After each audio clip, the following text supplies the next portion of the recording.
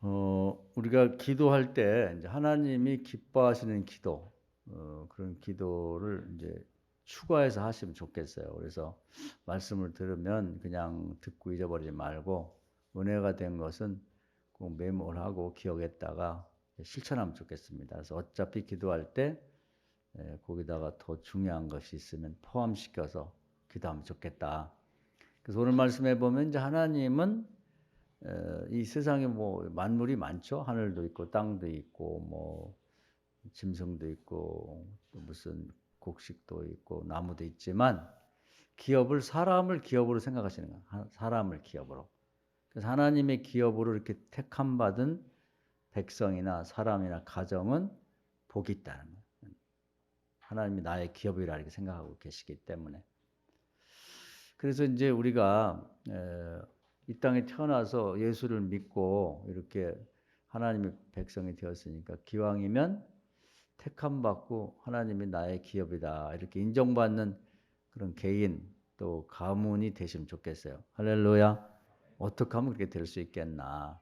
그래서 하나님이 이제 이 성경을 보면은 근데 우리가 이 마태복음에 보면 뭐 사람들이 그 이제 성경 읽기 어렵다 그러면서 뭐 누가 낳고 그러면서 우스갯소리도 하고 그러는데 그 왜 마태복음에 신약 성경 맨 앞에다가 그걸 그렇게 기록해 놨겠어요? 뜻이 있지 않겠어요? 그래서 책들을 보면 되게 가장 앞에다 중요한 걸 넣거나 중심에 중앙 쪽에다 놓거나 아니면 끝에다 놓거든요. 그래서 중요한 게 이제 항상 앞에 있는 거예요. 근데 이제 그걸 휙 하고 넘어간단 말이에요. 저도 이제 그전에는 이거 왜 이 얘기를 써놨나. 그래서 그 처음부터 끝까지 읽기가 힘들어요. 그리고 읽기는 읽어도 이제 머릿속에 남는 게 하나도 없어. 왜 이 족보를 이렇게 써놨을까. 이렇게.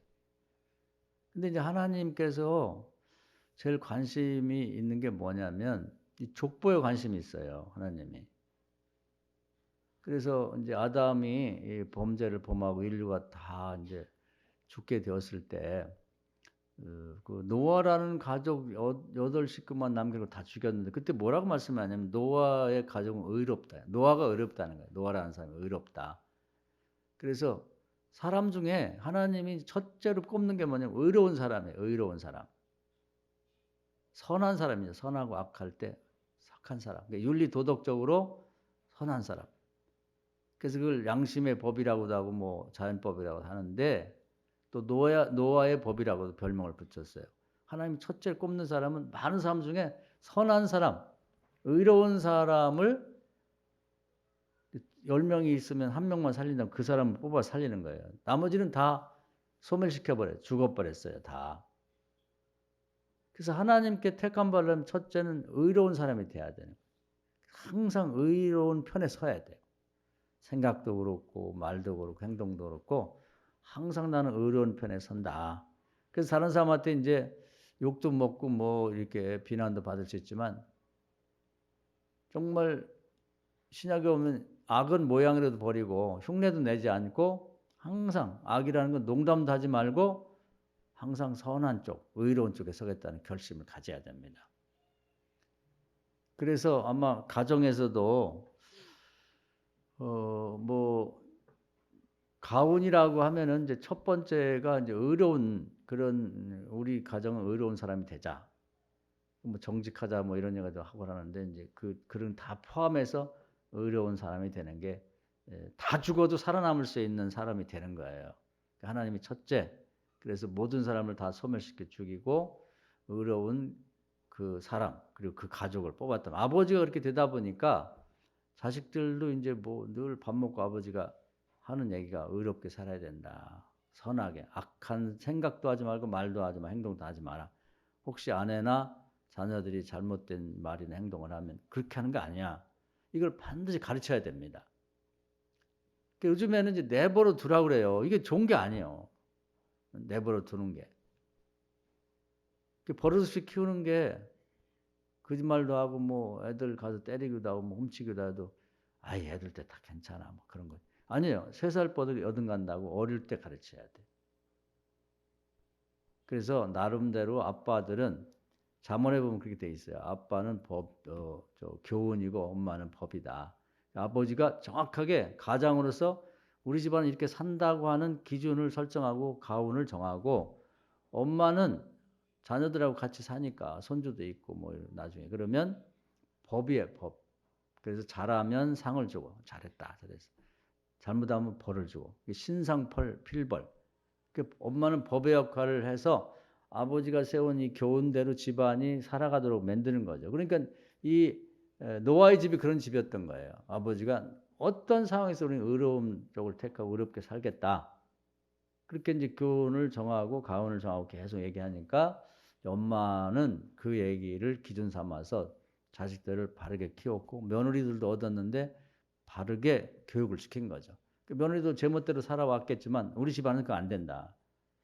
우리 집안에 와서 시집 왔으면 우리 집안의 법도를 따라. 내 친정에서 어떻게 살았는지 난 관심 없고 그건 내가 상관할 바 아닌데, 너 우리 집 사람 됐으니까 절대로 그렇게 하면 안 돼. 우리 집에 같이 식구로 살려면은 시아버지가 정한 교훈을 따라 살아야 된다. 그래서 그것 때문에 뭐 때로는 다툼도 있고 뭐 서로 의도 나고 뭐 그런 것도 있었겠지만 결국은 이제 며느리들도 그렇게 가르친 거죠. 그래서 하나님이 보실 때도 다 죽이고 하나를 살린다면 누구를 살릴 건가? 노아의 집안이다. 아버지는 교훈이 의롭게 산다는 교훈을 정했고, 엄마는 가족들이 그걸 실천할 수 있도록 잘하면 상을 주고 칭찬하고 못하면 꾸중하고 또 때로는 벌을 내리고 이렇게 해서 집안을 그렇게 가꾼 거죠. 이게 이제 우리가 이제 구원이라고 할 때 그냥 막연하게 그냥 뭐 노래 부르시 구원 한다고 되는 게 아니고 구체적으로 가보면 하나님 나라를 그걸 따지는 거예요. 그래서 심판이 중요한 겁니다. 심판하는 게 기준이 있어야 될 거 아니에요? 그래서 첫 번째는 윤리 도덕적으로 볼 때 의로운 사람이 돼야 된다. 이걸 포기하면 안 됩니다. 뭐 상황이 달라고 어쩔 수 없었다. 뭐 거짓말하고 뭐 도적질도 하고 뭐 강도질도 하고 속이고 이렇게 하면 안 돼요. 그러면 심판받을 때 그 사람 죄가 되는 거예요. 그런 다음에 이제 그 다 죽고 난 다음에 또 노아의 가족만 살아남아 가지고 이제 자녀가 쭉 생기고 후손이 생겼습니다. 그 두 번째 하나님이 선택하는 기준은 뭐냐면 믿음 있는 사람이에요. 그 노아의 후손이 굉장히 뭐 많이 퍼졌는데 전 세계로 퍼졌는데 그 중에서 이제 믿음 있는 아브라함이라는 사람을 택한 거예요. 하나님의 기업으로 삼으려고.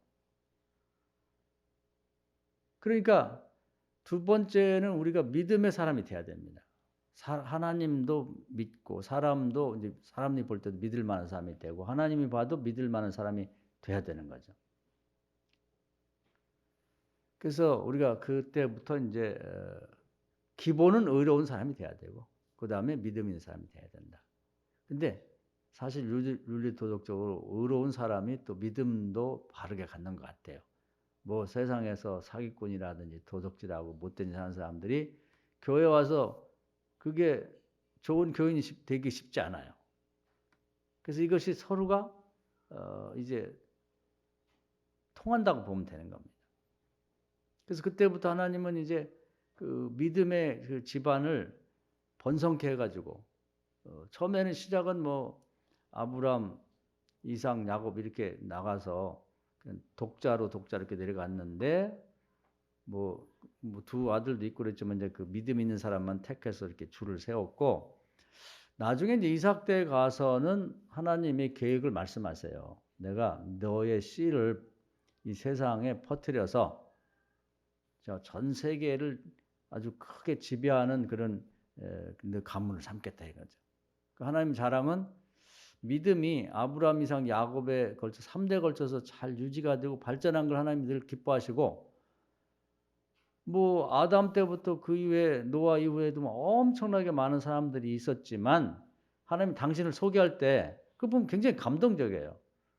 하나님이 뭐라고 하냐면 나는 아브라함과 이삭과 야곱의 하나님이야. 놀라운 일 아니에요? 믿음의 사람을 당신의 기업으로 삼고 내가 그들이 하나님이라. 그 나머지들은 뭐예요? 믿음 없는 사람이니까 하나님 별 관심이 없어요. 하나님이 자기의 마음에 있는 그 본심을 드러내신 거예요. 아브라함과 이삭, 야곱이 살 당시에도 전 세계에 수많은 가정과 사람들이 있었단 말이에요. 그런데 유독 하나님께서는 자기를 소개할 때 그렇게 표현하셨단 말이에요. 나는 아브라함과 이삭과 야곱의 하나님이야. 지금도 아마 그럴 거예요. 자식이 뭐 한 10명 있다고 그러면은 아버지가 뭐 어디가 소개할 때 자기 자식 중에 누가 유명한 사람이나 훌륭한 자녀가 나왔으면 자식을 다 10명 이름을 다 얘기하는 게 아니라 뭐 그중에 뭐 철수가 잘 됐으면 저요? 철수 아빠예요. 이렇게 얘기할 겁니다. 자기 속에 그 자식이 자랑스러운 거지. 하나님의 입장이 똑같은 거예요. 믿음의 사람을 그만큼 중요하게 여기는 겁니다. 그래서 아브라함의 후손이 또 좀 막 쭉 세월이 가면서 많이 퍼졌어요. 특히 야곱 때에 가서는 12아들이 나오면서 많은 자녀들이 이제 나왔는데 그 중에서는 하나님이 누구를 또 선택하냐면 구원자를 선택하네요. 구원자가 유다. 그래서 유다 얘기는 뭐 가끔 제가 말씀드렸는데요. 그 야곱의 아들이 12명인데 그중에 이제 제일 똑똑하고 앞으로 기대가 되는 게 꿈이 큰 것이 이제 11번째 요셉이란 말이에요. 그러니까 아버지가 또 이제 야곱의 부인이 4명인데 그 요셉과 베냐민 11번째, 12번째 아들을 낳고 그 엄마인 라헬이 죽었어요.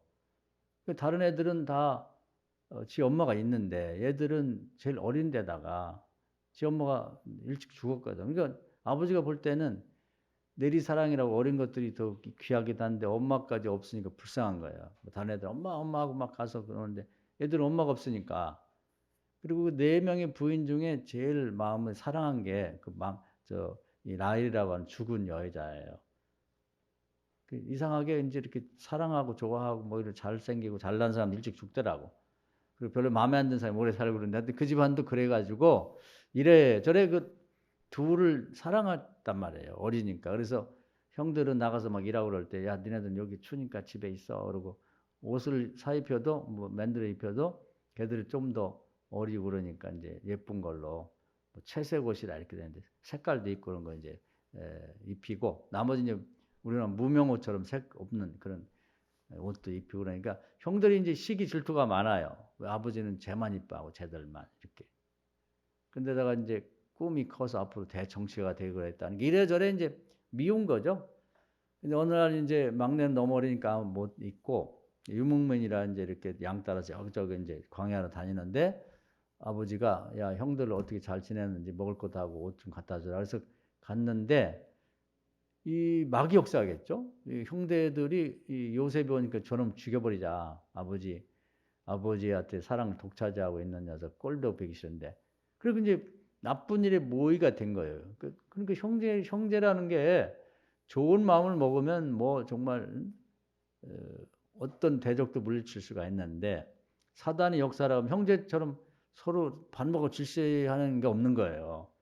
가인과 아벨도 보면 형제 세상에 딱 두밖에 없는데 큰애가 작은애를 죽였잖아요. 그 형제라는 게 기도 많이 해야 됩니다. 이게 이제 나중에 지금도 마찬가지인데 뭐 나이가 들어가지고 뭐 유산 문제가 생긴다더니 뭐 여러 가지 문제가 생기면 형제가 뭐가 없어. 무서워. 그리고 살인도 나고 막 그런 거거든. 그래서 형제를 위해서 기도들 많이 하셔야 됩니다. 안 그러면 요즘에 보면 다 의를 끄고 산더라고. 뭐 형제 몇 명 되지도 않는데 뭐 전화도 안 하고 뭐 몇 년 가도 얼굴도 안 보고 지나고 이렇게 되는데 그게 형제 관계라는 게 그만큼 그냥 믿거니 하면 안 된다. 기도가 필요하다는 것이죠. 근데 하여튼 여기도 기도가 부족했는지 그 미움이 계속 증폭되고 있다가 이제 그 요셉이 오니까 죽이자는 생각이 들어가지고 이 아이를 하여튼 뭐 물 없는 그 우물을 팠는데 물이 빠져나간 거기다 집어 던져버렸어요. 장난인 줄 알았는데 진짜로. 그런데 다들 죽이자고 그러는데 이제 그때 한 사람, 이 유다라고 하는 형, 4번째 아들이에요. 그러니까 위에서부터 보면 야곱의 4번째 아들인데 이 사람만 이거 아니지. 그래서 요셉 동생, 11번째 동생을 살려야겠다는 마음이 드는 거예요. 이 마음이 중요한 거예요. 그래가지고 하여튼 뭐 어떻게 할지를 모르겠다. 나머지 형제들이 뭐 얘를 살리자고 하면 자기까지 죽일 것 같아갖고 마음이 졸여가지고 애간장이 타면서 기도했는데 저는 그 성경을 읽을 때 정말 왔을 수도 있고 하나님이 보내셨다고 그런 생각도 들어요. 마침 저쪽에서 그 낙타를 타고 이제 이 사막에는 여기저기에 곳곳에 멀리 이렇게 사람들이 모여 살다 보니까 그걸 이제 물건을 이렇게 저렇게 갖다 주고 돈 버는 그 대상, 무역상이 있었단 말이에요. 그런 사람들이 오는 거예요. 정말 할렐루야죠.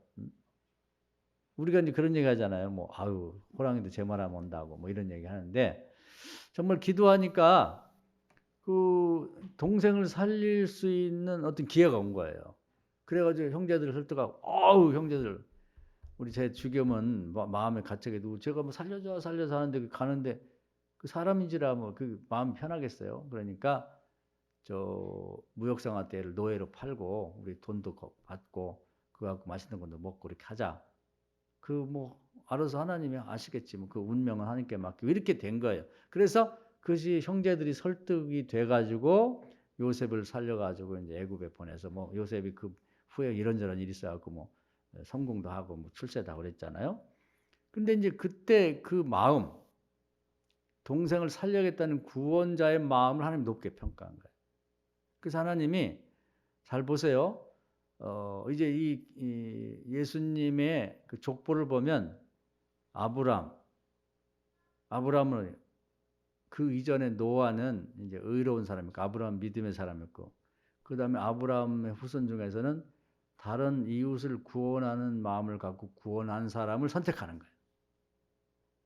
이게 이제 하나님의 기업으로 삼는 데 기본적인 조건입니다.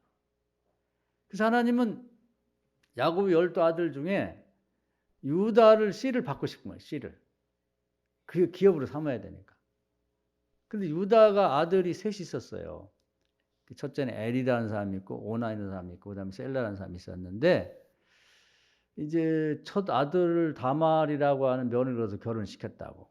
근데 이 엘이라고 하는 사람이 기본이 못된 거예요. 기본이 못됐다는 건 이제 뭘 갖고 심판하냐면 의롭지가 못한 거지.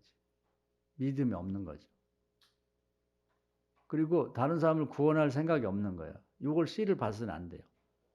그래가지고 그 결혼을 했는데 죽여버렸어요. 무서워요. 이 대목을. 그 부분을 이렇게 크게 이해를 안 하면 알 수가 없는 부분이에요. 굉장히 어려운 부분인데 하나님이 기업을 삼고 싶은데 첫째 아들은 감이 못 돼.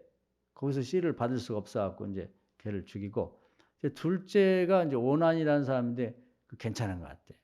할아버지 의롭고 그 조상 이 노아처럼 그 다음에 조상인 아브라함처럼 믿음이 있고 그 다음에 이제 제 아버지 이 유다처럼 다른 사람을 구원할 마음도 있고 구원할 수 있는 사람인 것 같은데 이제 그때 저는 지난번에 한번 내가 말씀드렸죠. 이 하나님은 대를 잇는 걸 굉장히 중요하게 생각합니다. 자기 기업의 대를 잇게. 그래서 이제 큰 형수가 아기가 없이 죽게 되면은 그 형수만 남잖아요. 근데 아기가 없이 형수만 있으니까 형수하고 일단 결혼을 해서 애를 임신시켜서 아들을 하나 낳아서 형 몫으로 줘야 돼. 그러면서 자기가 결혼할 그런 자격이 되는데 이 오나이라는 사람이 가만히 보니까 자기 애를 낳아가지고 형 몫으로 준다는 게 이게 동의가 안 되는 거지. 그래갖고 그걸 거절해갖고 하나님이 쳐 죽였어요. 거기 보면 하나님이 얼만큼 그 자기 기업으로 대를 잇는 걸 중요하게 생각하게 나와요. 그리고 이제 마지막 셀라라고 하는 아이는 아직 애기나 마찬가지로 어려가지고 뭐 형수하고 결혼할 그런 입장이 안 되니까 하나님이 이제 급하신 거예요. 그래서 이렇게 저렇게 뭐 사연이 많은데 결국은 이제 지금 생각하면 이해가 안 되죠. 그런데 그 며느리 큰 며느리 다말하고 이제 시아버지하고 이제 결혼 뭐 관계를 가짐으로써 거기서 애가 나와요. 그러니까 하나님은 어떻게든지 그 유다의 집안에서 대를 잇게 하고 싶은 거예요. 그 집안의 그 씨를 하나님의 기업을 삼고 싶은 거죠. 거기서 이제 베레스라고 셀라라고 하는 사람이 나오는데 그 이제 큰 아들이 이제 쌍둥이에요. 근데 큰 아들이 하나님 보시기에 자기 그 하나님 기준에 맞는 거예요. 기업을 이을 자가 되는 거죠. 그래서 이제 큰 그 아들, 쌍둥이 큰 아들을 이제 대를 잇게 만들어요. 그래가지고 하나님 그때부터 이 유다 지파를 주목해서 키우셔요. 쭉 주목해 보는 건데 그 역시 하나님이 생각이 맞아요. 그래서 나중에 보면 그 이스라엘 백성이 가나안 땅에 들어갔을 때 처음 그 여호수아는 에브라임 지파입니다. 에브라임 지파. 요셉의 두 아들 중에 둘째 아들. 요셉 지파라고 보면 되죠. 요셉 지파하고 에브라임 지파는 이제 같은 지파라고 보면 됩니다. 그랬는데 이제 이 가나안 땅을 다 점령했는데 마지막 점령하지 못한 데가 있어요. 그건 이제 헤브론 산지라고 높은 산인데 거기 거인족이 살았다. 거인족이. 그래서 과거에 12명의 정탐꾼이 갔다가 그들을 보고 와서 깜짝 놀란 거예요. 사람들이 얼마나 큰지. 골리앗이 거인족이라고 하는 얘기도 있어요. 너무너무 크니까 가서 뭐라고 얘기했냐면 정탐꾼들이 우리는 메뚜기 같고 거인족들 보니 가난한 사람들은 장대 같더라. 근데 그쪽을 가본 사람들이 대부분이 다 가난한 사람이 그런 줄 알았어요. 사실은 이제 그 산족에 있는 그 사람들만 일부 거인인데 그래가지고 이제 뜨거라고 못 간다고 해갖고 막 애국으로 도망치자고 한 거거든요. 그만큼 놀랄 정도로 키 큰 사람들이 있었단 말이에요. 근데 나중에 알고 보니까 그쪽만 그렇게 키 큰 사람이 있는 거지. 나머지들은 뭐 이스라엘 백성은 비등비등해요. 그래서 결국은 이제 뭐 그 논란이 많고 있다가 40년 지난 다음에 거기 들어가서 이제 점령을 하는데 뭐 한 번 옛날부터 그 거의 뭐 신화에 가깝게 이렇게 쭉 그 사람들에게 회자되던 얘기가 거인족은 무지무지하게 크다. 그래가지고 다른 데는 전쟁에서 다 이겨서 땅을 차지했는데 거기는 고스란히 남아있는 거예요, 이렇게. 그런데요, 역시 이 전통이라고 하는 무시할 수 없는 것 같아. 그 위기 상황에서 자기 조상인 유다가 기지를 발휘해서 죽을 각오라고 형제들을 설득해서 그 요셉을 살린 것처럼 그 유다 지파의 후손이 딱 나오는 거예요. 난세에 영웅난다고. 꼭 위기 상황에서는 그 유다 지파가 나와. 그러니까 그 집안의 전통이라는 게 굉장히 중요한 거예요. 뿌리 깊은 전통. 그래서 노아의 그 윤리 도덕적으로 의로운 삶, 그 후손 중에 아브라함의 믿음의 사람, 그리고 아브라함 후손 중에 유다의 그 사람을 구원하고 어떤 위기 상황에 처했을 때 손 내밀어 내가 구원하겠다는 그 각오가 그 실천하는 것, 이게 굉장히 중요한 거예요. 그때 나오는 거예요. 갈렙이라는 사람이 딱 나와가지고 그때 85세 노인인데도 불구하고 평생을 기도하고 그 준비된 마음이 있던 사람이에요. 그리고 유다 지파지. 이 사람이 딱 나와서 여호수아에 가가지고 저 산지를 저에게 주십시오. 다른 사람이 무서워 못 가는데 저와 우리 가족이 나서서 다 유다 지파예요. 유다 후손들. 우리 가족이 저 산지를 점령하겠습니다. 할렐루야. 역시 다르다니까요. 달라. 다들 무서워하고 뒤로 나자빠지고 있는데 여호수아마저도 겁나갖고 못 가고 있는데 유다 지파 역시 갈렙이 딱 나서가지고 다른 사람은 아무도 안 간대. 무서워서. 근데 자기의 유다 지파, 자기의 가족들과 인척들을 동원해갖고 믿음으로 가가지고 하나님의 도움받아서 그걸 점령하고 그 땅을 자기 걸 찾는 거죠. 야. 그래서 여호수아 뒤를 이어서 어떤 지파가 이제 그 나라의 지도자가 될 건가? 우리 뭐 대통령, 왕 같은 자리를 누가 차지하냐면 갈렙은 너무 늙어서 이제 여호수아가 나이가 똑같으니까 소용없고 그 유다 지파 이 갈렙과 함께 나가서 그 헤브론 산지를 점령한 용사 그 아들이 없었어요. 갈렙은 그 사위가 온니엘인데 온니엘이 첫 번째 사사가 되는 거예요. 할렐루야. 야, 하나님이 이렇게 쓰시는 거예요. 하나님이 눈이 뭐 정확하시죠. 지금도 하나님이 주목해보는 사람은 그런 집안이에요. 그런 후손입니다. 그걸 여러분이 견제 나가야 되는 거예요. 그래서 하나님이 기업이 되는 가문이 되고 가정이 되려면은 그리고 세월이 쭉 흘러가지고 이제 또 쭉 가는데요. 그 가문을 하나님이 계속 지켜보십니다. 그리고 그 기업을 계속 가꾸시는 거예요.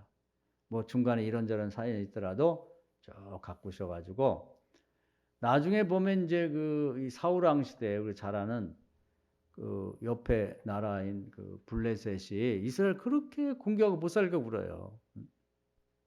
지금 그 못된 블레셋이 없어졌다 그래요. 지난번에 제가 성지순례 갔을 때 구약에 보면 블레셋이 그렇게 많이 나와. 저는 뭐 어떤 사람이 또 뭐 얘기하기를 블레셋이 요즘에 팔레스타인하고 이름이 약간 비슷하잖아요.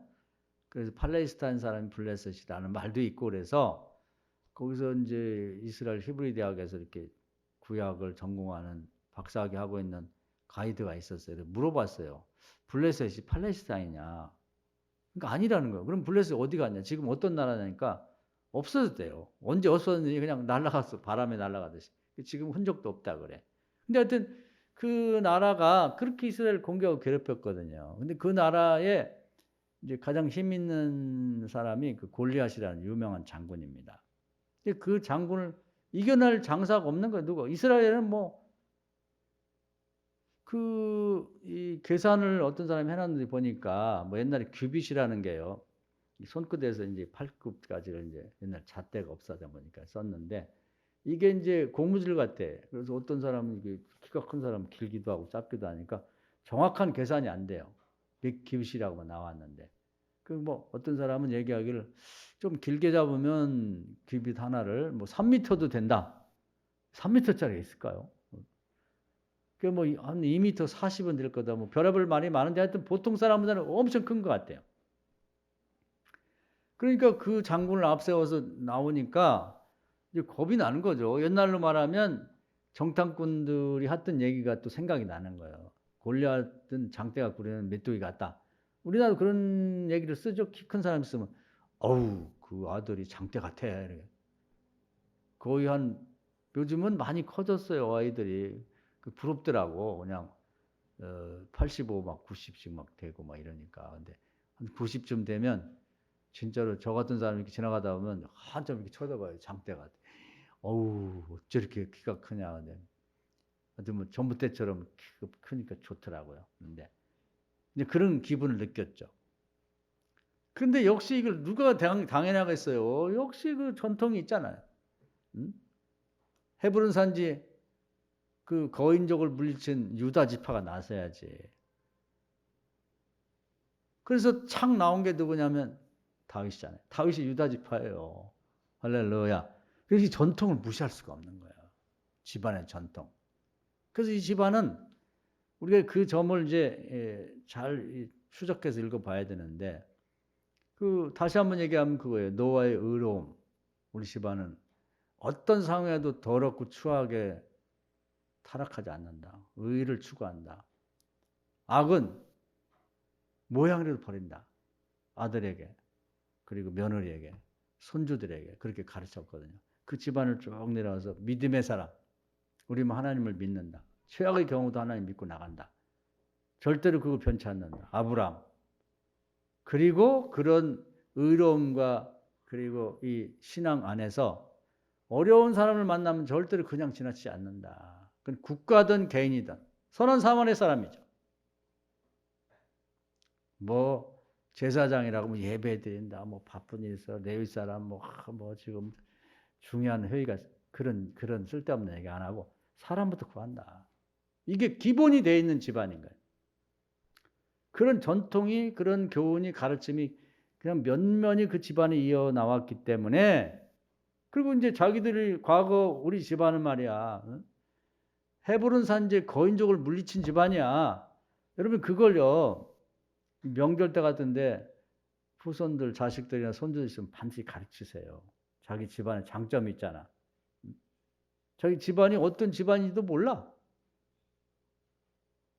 그게 나쁜 게 아닙니다. 신앙적으로 전통도 있고 자기 집안에 이렇게 따져보고 생각해보면 있다고. 그걸 아버지들이 좀 참 찾아가지고 할아버지도 살아계시면 좀 얘기도 듣고 또 손주들도 데려가가지고 할아버지가 살아계시면 아버지 이 자식들에게, 우리 손주들에게, 애들이 아무것도 몰라요. 우리 집안이 어떤 집안인지 좀 말씀 좀 해주세요.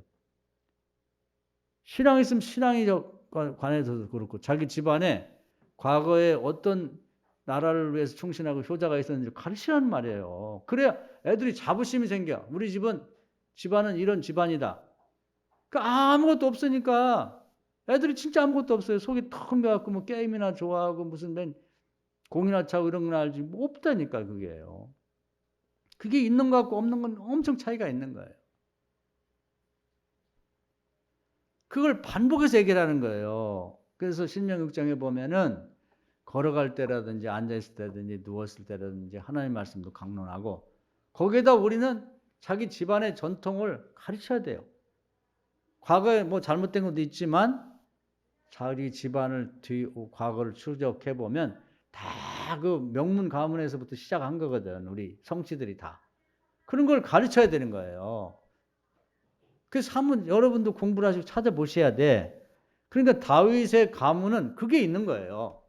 우리는 모세 그 이전에 뭐 아브라함도 있고 그 후에 또 뭐 노아도 있고 다 그러고 유다 할아버지 있는데, 그 이어서 이제 또 모세 시대는 율법을 배워서 순종하면서 이렇게 살아온 집안이다.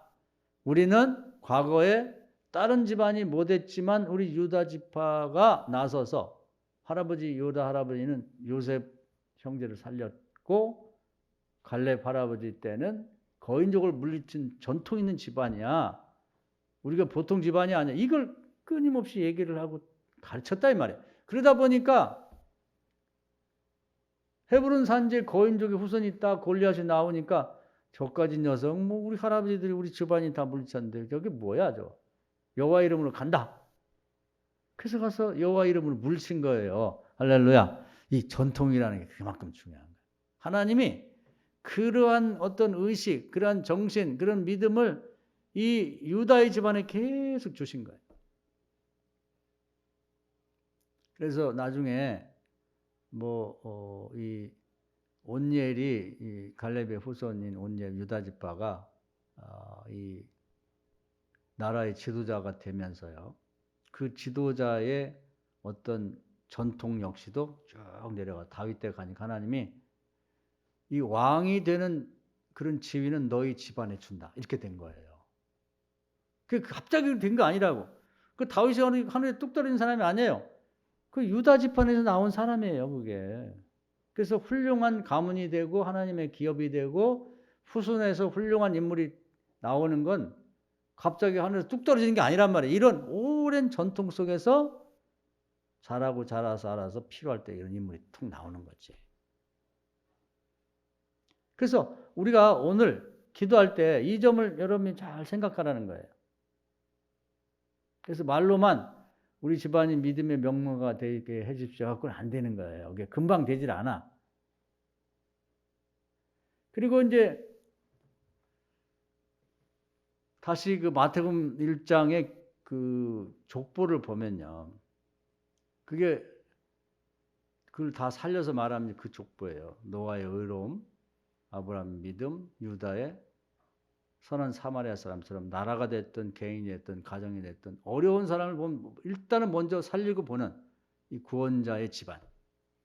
그래서 그런 사람들이 쭉 계보가 이어졌어요. 근데 이제 눈에 띄는 걸 보면 그 예수님의 조상 속에 라합이라는 여자가 있어요. 그건 가나안 여자거든. 그런데 이스라엘 백성이 그 여리고성을 점령해 들어갈 때 이스라엘 백성이 위기에 처한 걸 도와줬어요.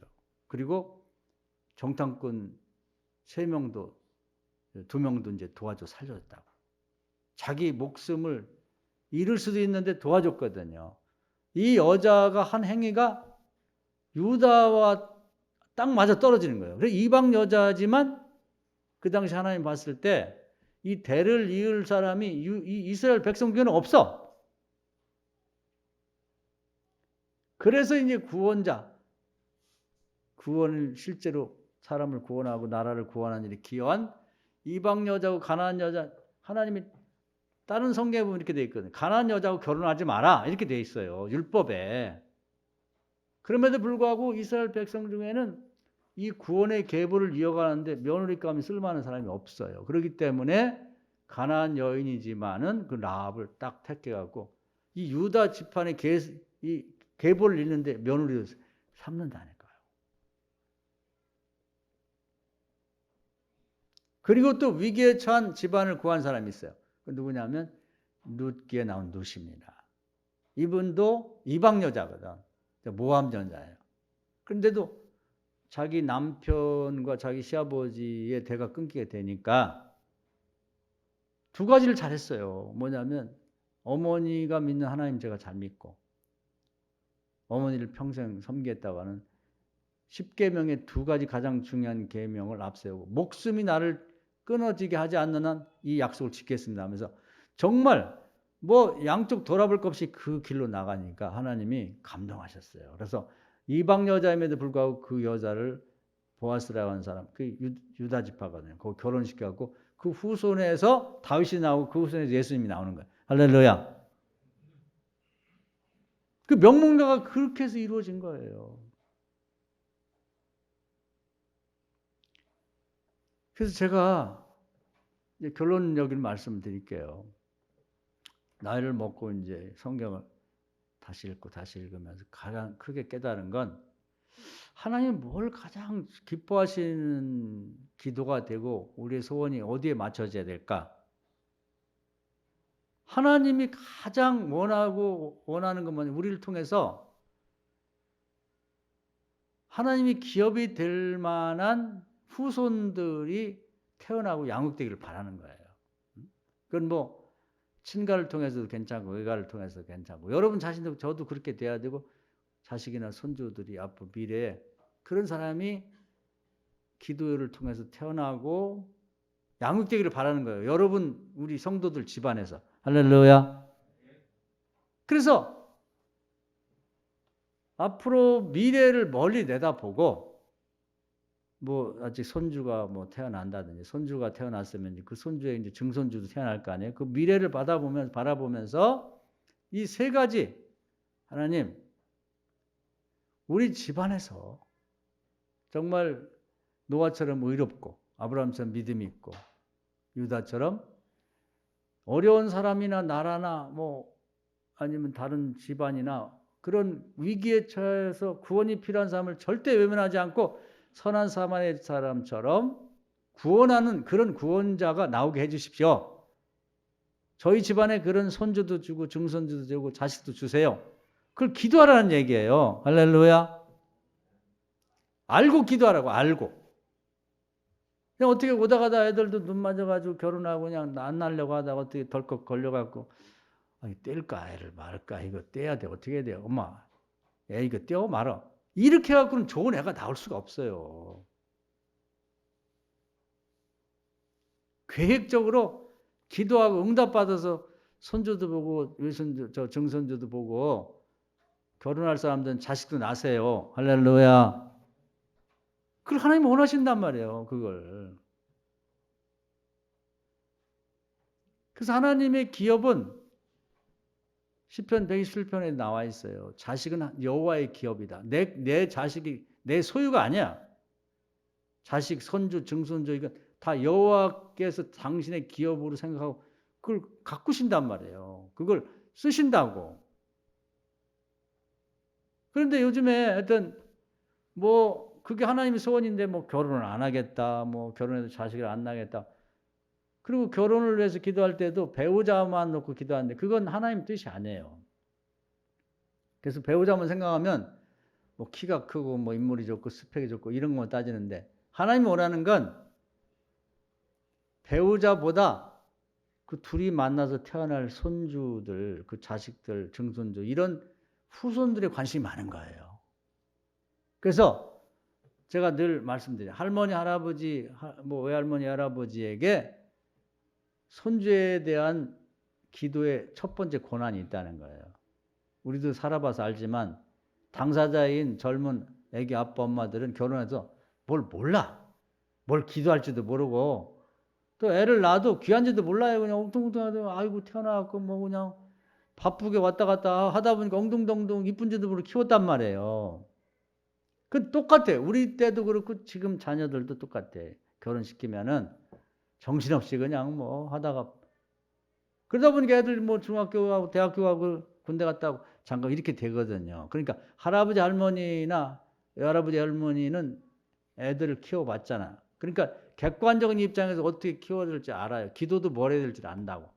그리고 당사자인 애기 엄마 아빠보다 할머니 할아버지 더 손주를 사랑하니까 그런 마음을 갖고 미래에 아직 태어나지 않은 손주들을 위해서 기도하라는 거예요. 우리 집안에 하나님 이런 자녀를 주십시오. 그 기본은 그거예요.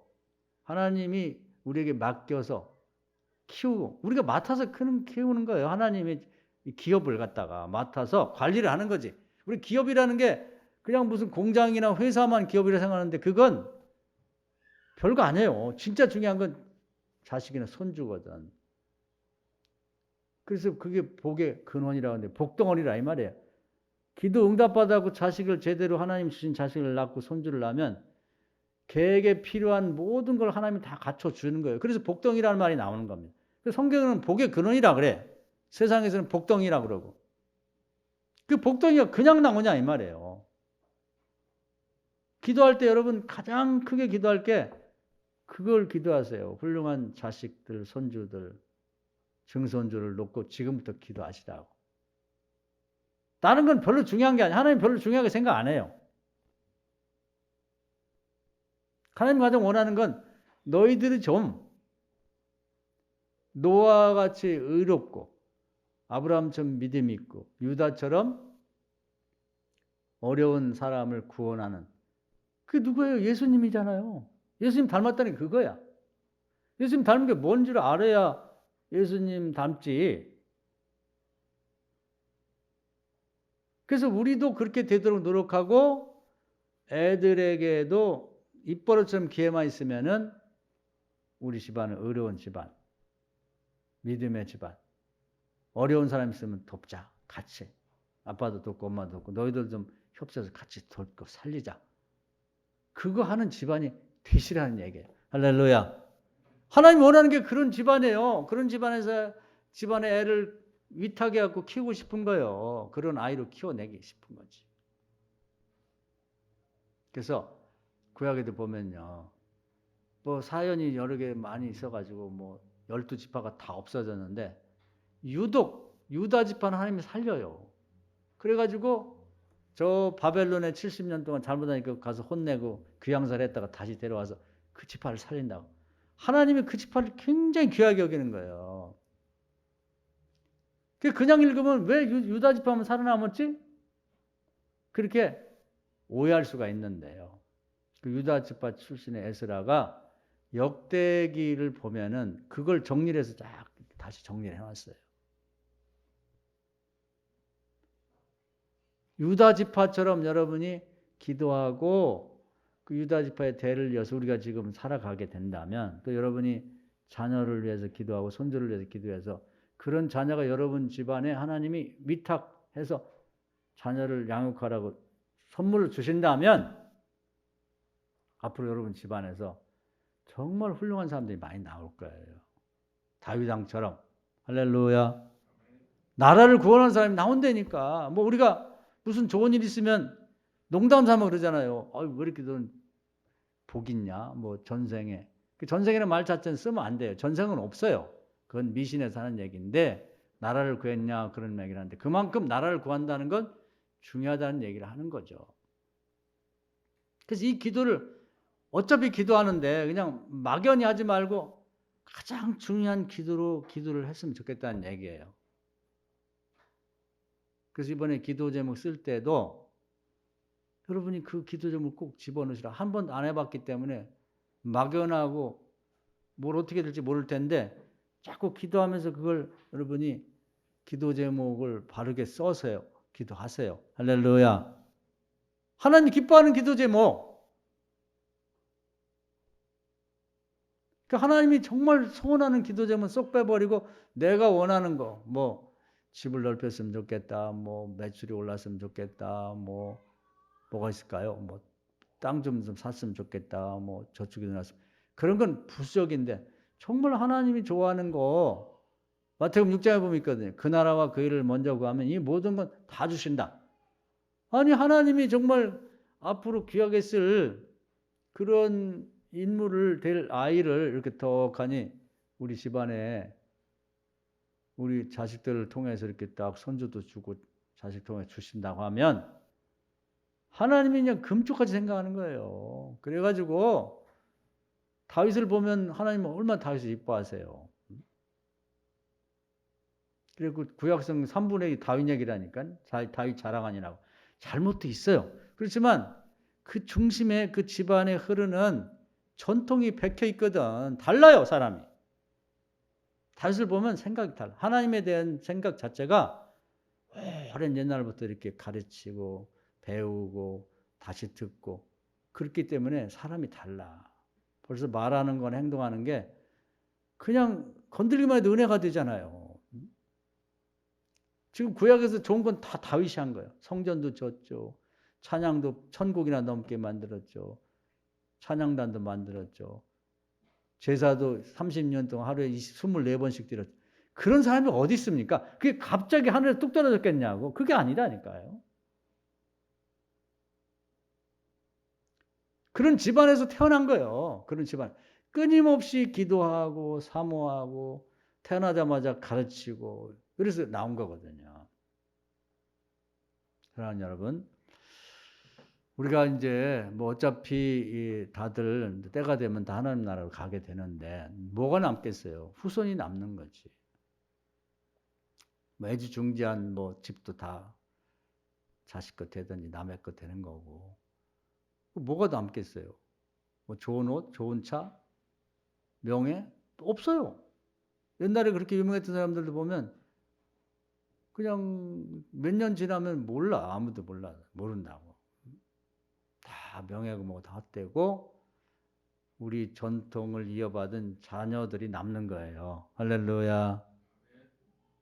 여기 이거 꼭 필요해요. 이걸 몰라서 아무도 기도를 안 해. 쓸만한 사람이 안 나오는 거지.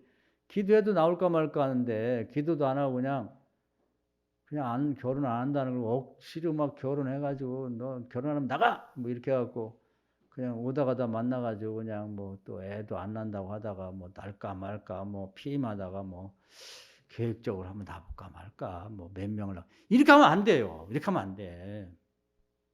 구하세요. 정말 감사함으로.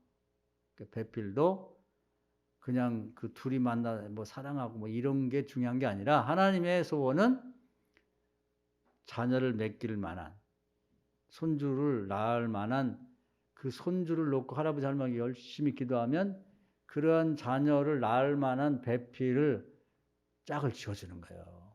하나님이 짝 져준다는 말이 너무 좋은 얘기인데 뭘 보고 짝을 져줄까요? 그전엔 저도 잘 몰랐어. 그냥 되게 내용이 보면 뭐 외모라든지 뭐 가정 뭐 학력이라든지 뭐 그 집안의 분위기가 좋은지 뭐 이런 건 외적인 것만 했지 정말 하나님의 소원에 따라서 그 하나님의 기업인 자녀 손주를 낳아서 하나님 뜻대로 키우겠습니다. 요게 쏙 빠져 있단 말이에요.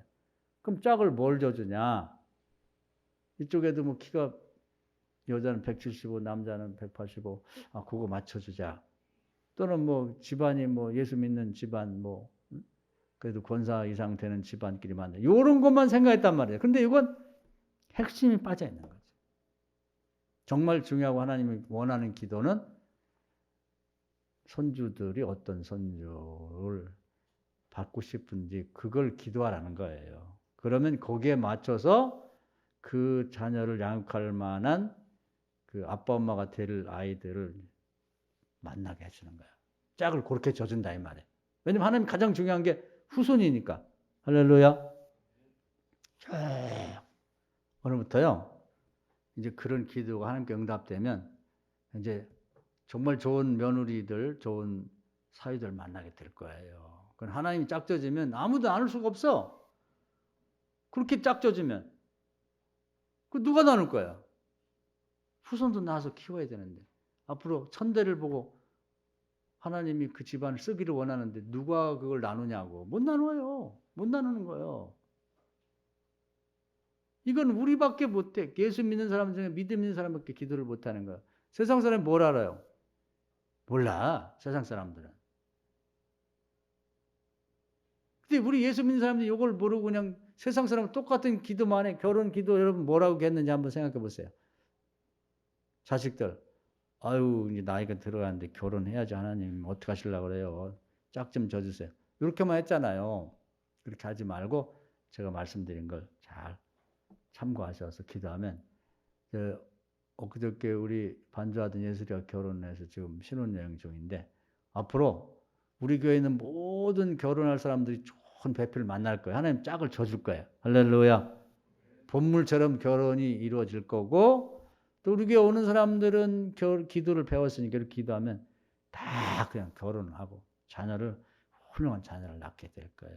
훌륭한 손주들 뭐 딸이든 뭐 여자애든 남자애든 다 잘 될 겁니다. 이 말씀 은혜가 되기를 주의 이름으로 축원합니다. 아멘. 자, 주여 한번 하고 기도합시다. 주여 오늘도 귀한 말씀 은혜 주심을 감사합니다. 우리 기도하는 데 있어서 하나님이 기뻐할 만한 기도 제목을 오늘 배웠습니다. 하나님은 사람을 기업을 생각하지 땅이나 무슨 하늘이나 또 동식물을 기업을 생각하지 않는다는 걸 알게 되었습니다. 하나님이 어떤 식으로 당신의 기업을 찾고 양육하고 쓰시는지를 오늘 성경 전체를 통해서 살펴봤는데 우리가 그런 하나님이 기뻐할 만한 집안이 되고 가문이 되고 또 그런 후손을 키우는 그런 모든 교인들 되기 원합니다. 우리가 별 생각 없이 했던 자녀를 위한 또 자녀들 결혼을 위한 기도, 손주를 위한 기도, 후손을 위한 기도 오늘 말씀을 들어서 이 말씀을 따라서 제대로 바르게 기도해서 정말 우리 모두가 노아와 그리고 아브라함과 유다 지파를 계승하는 그런 하나님이 높이 들어 쓸만한 그런 집안이 되게 하셔서 천대를 하나님 영광 돌리는 가문들로 이루어지게 하여 주시옵소서. 예수님 이름으로 간절히 기도하옵나이다. 아멘. 믿습니다.